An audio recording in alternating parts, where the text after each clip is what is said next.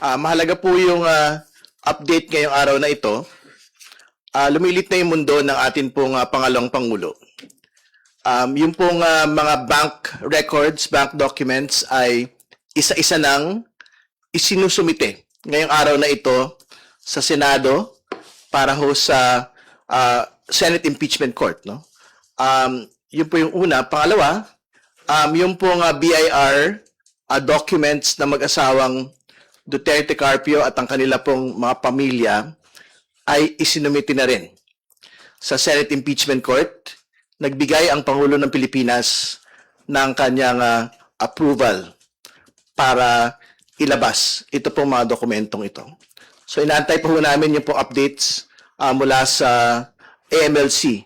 Pero ngayon din po yung deadline ng kanila pong submission ng lahat po ng transaction records reports ng AMLC relating to the Duterte Carpio couple. And again, to be clear, we are talking about 6.7 billion in total transactions.